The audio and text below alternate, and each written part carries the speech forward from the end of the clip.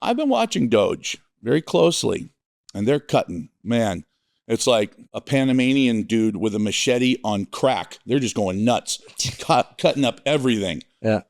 But do you notice that it's mostly like what Republicans would call entitlement stuff? You know, Department of Education, which I don't even agree with anyway. But my point is that it's a lot of stuff like USAID.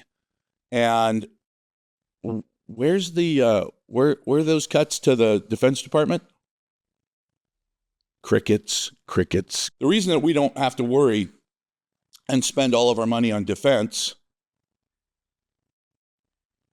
is because we have these two huge buffer zones called oceans. And yet we spend so much money on defense. It's almost like we're the world's police. But that's okay, because as the world's police, everyone in the world does trade with us very fairly. Like, they don't charge us huge oh, maybe they do. So there's something going on behind the scenes, and I don't know why we haven't pulled the curtain back on the Wizard of Oz earlier, but we're patrolling the world's oceans. If we stop patrolling the world's oceans, bye China. Period. Goodbye. You think they're going to send freighters around anywhere near Africa? No, they're all going to get jacked by pirates. Why aren't there more pirates? Why can you cruise around in the Caribbean? Well, I mean, some parts you still can't cruise around in the Caribbean on a yacht because there are pirates. Why isn't piracy a thing anymore? Because of the United States Navy. Now, people would say, well, China, they have a Navy. Okay. Well, yes, they do, sort of. Their new supercarrier, it's amazing. So high-tech. It's the most high-tech they've ever had. And for those of you who have ever been in the military, it's diesel electric. Yeah, that's what we used in World War II. Diesel electric. You have diesel engines that charge the batteries, and then the batteries run the electric motors that make your boat go the crowd.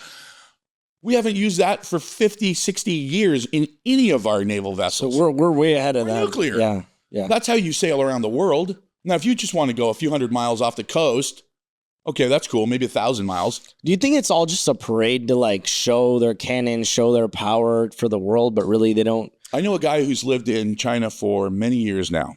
He's from South Africa. And I wish I could remember his YouTube channel, but super sharp guy. He went out to one of their largest solar facilities. And, they have some massive, massive solar arrays. And when he got out close enough to it, he could see that none of the solar panels were actually plugged into anything. So it's just... They built them to show us that, look, we've got bigger solar facilities than you do. Why?